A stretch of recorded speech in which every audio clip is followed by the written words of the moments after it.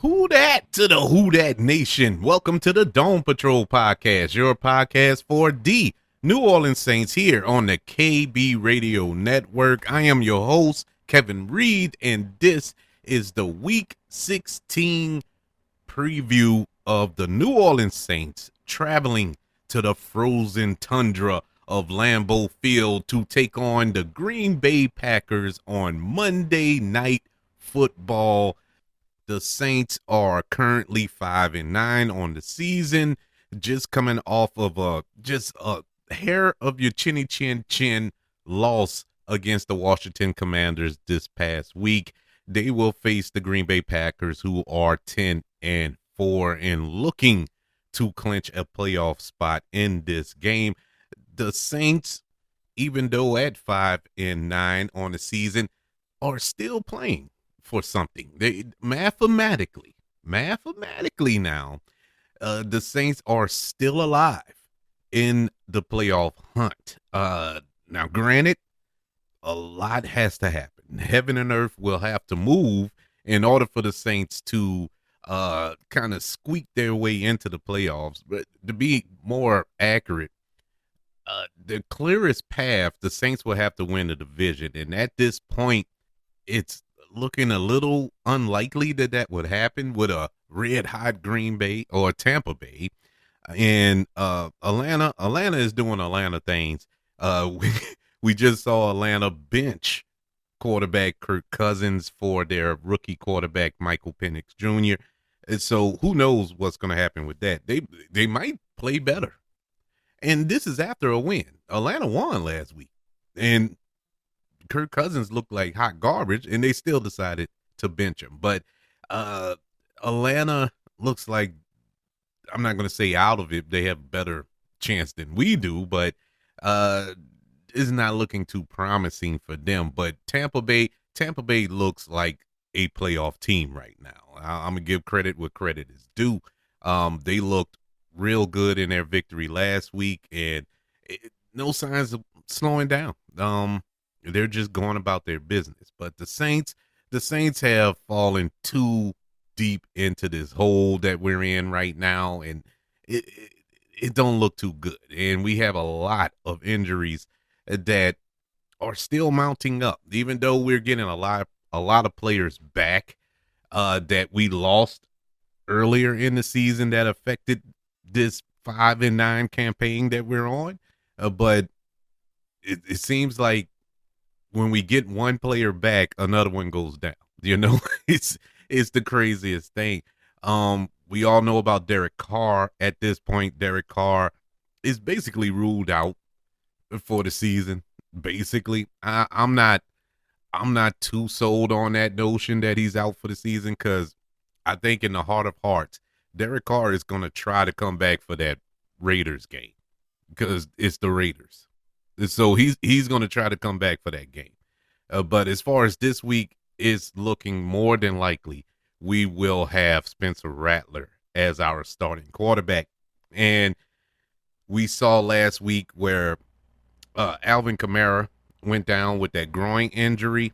He didn't return into the game after he caught that amazing touchdown catch. That was awesome, but it was at a cost because he is out. That's prompted the Saints to sign Clyde Edwards-Helaire to the team. And I didn't even know Clyde Edwards-Helaire was out there. I thought he was still in Kansas City. That's how crazy this league is. But he's now a part of the New Orleans Saints. In case you don't know, Clyde Edwards-Helaire, I already mentioned, he played for the Chiefs for a few years, got 2 Super Bowl rings with the Chiefs. And for all of us down here in Louisiana, he also has a national championship, as he was a part of the LSU Tigers championship run a few years ago with Joe Burrow and Jamar Chase, you know, that epic run that they went on. And so he's a good running back, but you have to ask the question, A, why was he available? And B, the team that he was formerly on has no run game, and they still decided to let him go. So it's something there. And now sometimes it's just the system. Some players can get into a certain system and flourish better. Look at Jamal Williams. Jamal Williams, when he was in Detroit, was a wrecking ball. He was a force of nature. But he gets here in New Orleans and it's like, look for me. He just doesn't fit in New Orleans. I still think he's a good running back, but he just doesn't fit in this system here. But with that being said, I don't think Clyde Edwards-Helaire will play Monday night. If he do, it'll be a shock. But I'm encouraged by what I saw from Kendre Miller last week against the Washington Commanders. He looked really good. Looked really good running the ball. And I always felt he was a good running back. He just had to stay healthy. And that's the bugaboo on him. That's the knock. He can't stay healthy. And so if he's able to stay healthy, then run the rock like he did against the Commanders, we'll be all right in that area of this game. Speaking of the Washington Commanders game, the Saints did come back. It was a fun game to watch for me. I really enjoyed that game. Not in the first half, but I enjoyed the second half of that game. The Saints were down 17-0 against the Washington Commanders. They end up losing 20-19. And that says a lot about the resilience of this team, and it also says a lot about Spencer Rattler. If you listen to this show long enough, especially this season, you know that I'm a huge Spencer Rattler fan. I think given the opportunity, Spencer Rattler can be the guy. Never did I say that Spencer Rattler would lead us to the Super Bowl. I'm just saying the dude just has it. He's a football player. Is he the greatest quarterback the Saints ever drafted? No, it's too early for that. But I think he gives us a better opportunity to win. I like his poise in the pocket. I like how he takes command of the team. Something that, for better or worse, Jake Haener didn't do in that first half. Jake Haener, God bless him, I think the lights were too bright. I like Jake Haener as well. And for some strange reason, he just, I don't know, man. He just pulled the bed. I don't know if it was nerves or he was ill prepared or whatever the case may be, but he looked like garbage in that first half. And I know he's not that bad. I've seen him play, but something happened. I mean, was it the Commanders' defense? I mean, that is a top 10 defense, so it's a possibility, but I don't think that was the case. I think he really was super nervous. That was his first start, and he just couldn't shake it, And Spencer Rattler came in that second half and just lit a fire under this team that if we would have had just 2 more minutes left in this game, we would have won the game. I mean, we had 0 time left in the game and we still almost won it. But I know with just another drive, an opportunity to get another drive, he would have won this game for the New Orleans Saints. But that's against the Commanders. We'll see what he does this week against the Packers, who are, I would say, on par with the Commanders as far as the level of competition. This is a real good team here, but actually I'll say a little better than the Commanders, to be honest with you, because of the coaching. Matt LaFleur is one of the best coaches in football. What he's been able to do with the Packers since he's taken over has been nothing short of phenomenal. I mean, it doesn't matter who his quarterback is, what the situation is. He always finds a way to get his team into the playoffs. Always finds a way to have his team competitive week in and week out, despite of injuries or whatever the case may be. And so I have a lot of respect for the Green Bay Packers and Matt LaFleur. But game planning against this team is going to be paramount. You really can't start off 17-0 against the Packers as well, but because the Packers aren't going to allow you to score 19 unanswered points. I'm going to tell you that now.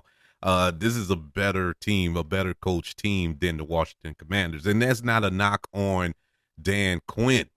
It just that was That's Dan. This is Dan Quinn's first year in Washington. You know, that team has a rookie quarterback in Jaden Daniels. You know, it, a lot happened in that second half from the Washington Commanders that contribute to the Saints coming back in that game. But the Saints took advantage of those opportunities. So good on them. As I said, this is a Monday night game. There's a lot, the world is watching. There's a lot on the line. The Saints are going to try to prevent the Packers from clinching a playoff spot. The Packers can clinch a playoff spot with a victory, but Green Bay can also clinch before they even touch the field on Monday night if the Falcons lose or the Rams and Seattle lose as well. So they can still clinch, which I'm hoping for. I hope they clinch it beforehand. That way, maybe they will ease up the, give the Saints a little leeway going into this game. I doubt it, but wishful thinking. But let's go through the injury report for this game. This is an early injury report, being as though the game is on Monday night. At the time of this recording, nobody has been ruled out or anything for the game, so we're just going off of what has taken place up until Friday evening's practice. And on the list, we have Derek Carr with his left hand. He didn't practice all week. Alvin Kamara, groin, didn't practice all week. Bud Means, ankle, did not practice. Marquez Van-Der-Scantling, he has a chest and an illness, chest injury. He didn't practice all week either, which is upsetting. Chase Young had an illness. He didn't practice all week. Jawan Johnson with his foot, he was limited. And, of course, Chris Olave, he's on IR, but he was limited in practice. He was allowed to practice to a degree. But as far as Van Scantling and Chase Young, they're dealing with more illnesses. Maybe that'll clear up by Monday. Hopefully, fingers crossed. We'll see. But everybody else, I would imagine, probably won't be playing on Monday night. And that's not good, especially Shandling. I think the Saints should make a push to re-sign him, bring him back next season. He's really impressed. I think he won a job here, won a spot here. Him, possibly a Chris Olave and a Rashid. Oh man, that's money there, boy. That's a receiving core for the ages. But we shall see. Let's go over stat leaders on each team, beginning with passing yardage. Of course, Derek Carr is the Saints passing leader, 189 completions off of 279 attempts, 2,145 yards passing, 15 touchdowns, 5 interceptions. For the Green Bay Packers, it's Jordan Love, 226 completions off of 355 attempts, 2,953 yards passing, 23 touchdowns, and 11 interceptions. Leading rusher for the New Orleans Saints is, of course, Alvin Kamara with 228 carries with 950 yards rushing and 6 touchdowns. For the Green Bay Packers, Jacobs, 265 carries, 1,147 yards rushing and 12 touchdowns. Just to swing back to Alvin Kamara.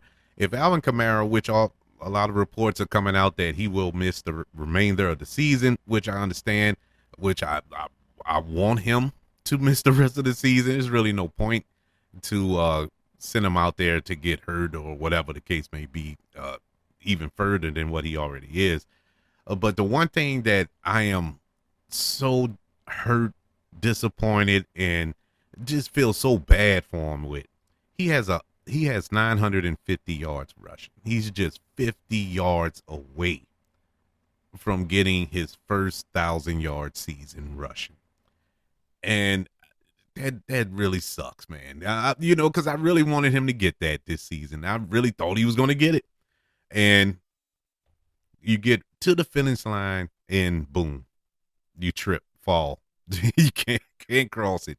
I feel so bad for him. Leading receiver for both teams, Alvin Kamara once again still the leading receiver for the Saints with 68 catches, 543 yards, and 2 touchdowns. For the Green Bay Packers, it is Jaden Reed, no relation, with 49 receptions, 727 yards receiving, and 6 touchdowns. Let's go over the season rankings thus far this through week 16. The Saints are 5-9. Packers are 10-5. Scoring average ranking, Saints are 18th. The Packers are 7th. Opponent scoring average, the Saints rank 13th in the league, Packers 8th. For total offense, the Saints are 15th in the league, and the Packers are 4th. My God. Rushing offense, Saints are 11th. Packers are 4th. Passing offense, Saints are 20th in the league. Packers are 11th. Total defense, Saints 30th in the lead. Packers 10th in the lead. Rushing defense, Saints are 27th. Packers are 9th. Passing defense, Saints are 28th. Packers are 15th. And the turnover margin, Saints are ranked 16th in the league with +1. Packers are 5th in the league with a +8 in the turnover margin. Keys to victory for the New Orleans Saints against the Green Bay Packers on Monday night is a little difficult because I picked the Saints to lose against the Washington Commanders, worse than what we end up losing by, because Saints actually had a chance to win. But I will go as far to say that Green Bay is better than Washington. Hence, it will probably be a tougher game, especially going by the rankings of their defense. The offense is the offense. The offense is going to put up points, but their defense is stifling.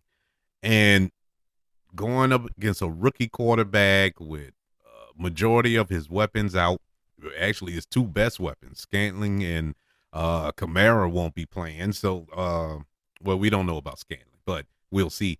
But it's going to be tough. It's going to be tough.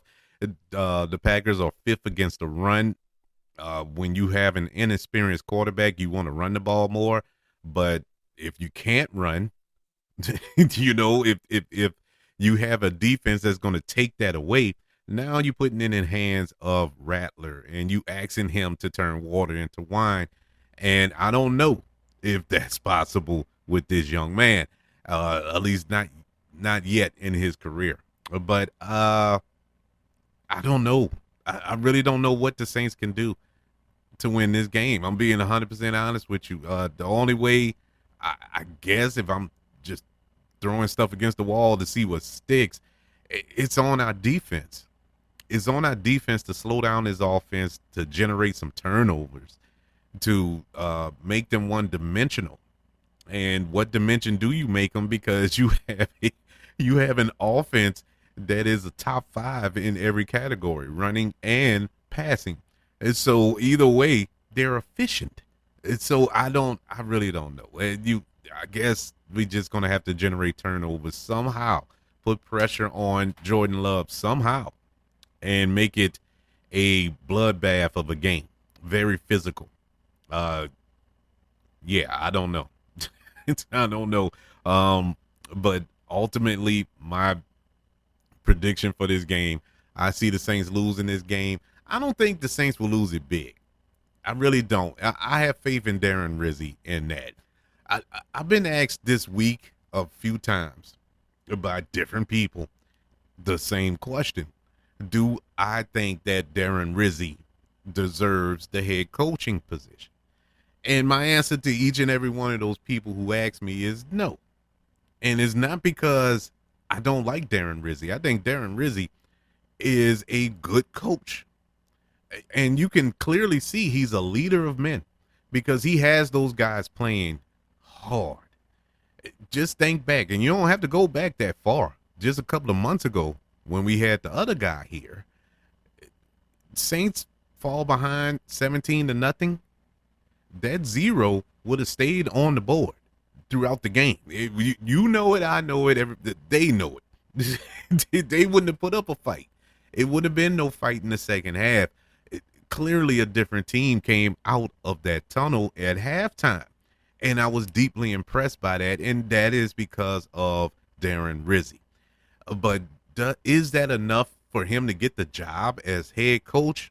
I don't think so. There's a lot more that he has to do because you have to look at it this way. There's going to be other football coaches out there who are qualified to be the head coach, more qualified than Darren Rizzi. And we, as an organization, talking to you, Mickey, as an organization, have to do your due diligence and bring in these guys, and that's not a shot against Darren Rizzi, but we have to bring in these guys to see who is the better candidate. Now, do I think Darren Rizzi can be a good head coach? Yeah, I believe he can be. I'm just not 100% sold on him being the guy. Yeah, the team looks better, but at the same time, there's a lot going against this team right now. There's injuries. There's the when he took over, the way the schedule played out. It's just a bad situation to be in. And I think the Saints, on our last search for a head coach after Sean Payton quit on us, we didn't do a proper job of vetting these coaches. They played it safe.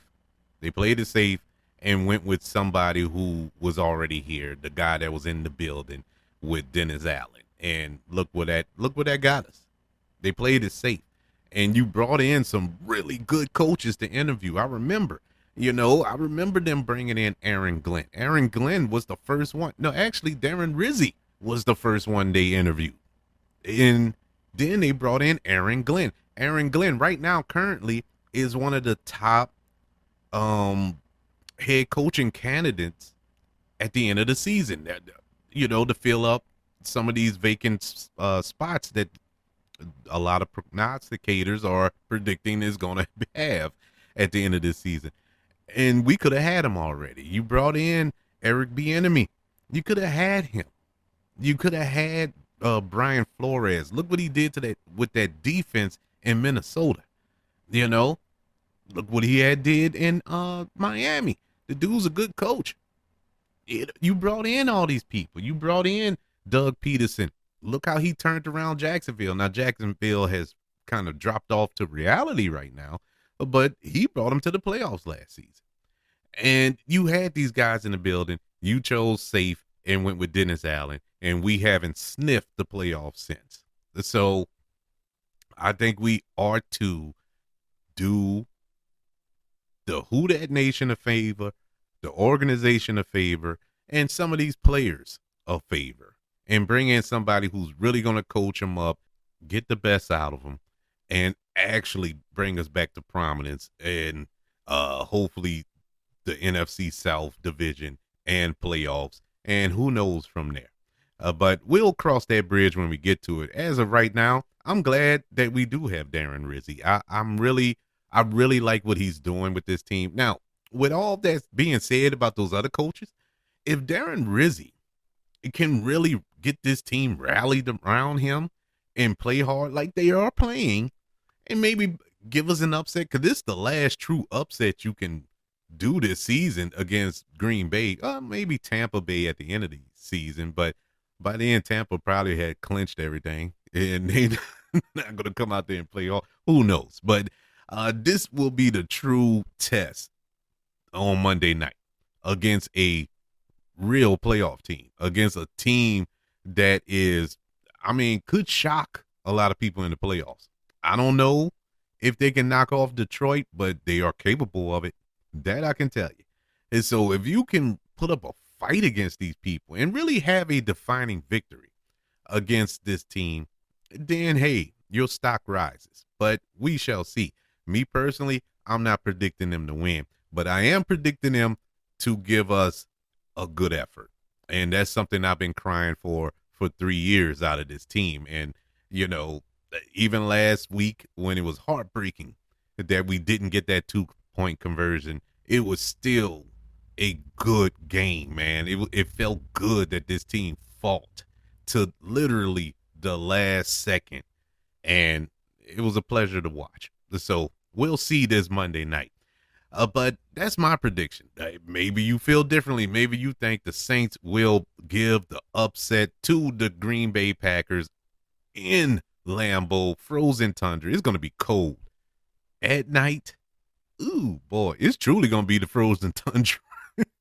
2 days before Christmas, man. This is, will we pull off a Christmas miracle? I don't know. We shall see. But I would love to know your thoughts. Email the show, kbradiopodcast@gmail.com. You can also search for this show on all social media platforms. Just search for the KB Radio Network. Also, don't forget about YouTube. Subscribe to the KB Radio Network channel on YouTube and like this video if you don't mind. Don't forget about the 5 stars, the reviews, and sharing this show if you're listening on Apple Podcasts, Spotify, iHeartRadio, wherever you are currently listening to the Dome Patrol podcast, your podcast for the New Orleans Saints here on the KB Radio Network. Everybody, thank you for joining me for this Week 16 game preview, Monday Night Football, New Orleans Saints traveling to Lambeau to take on the Green Bay Packers. Until then, Merry Christmas and who dat?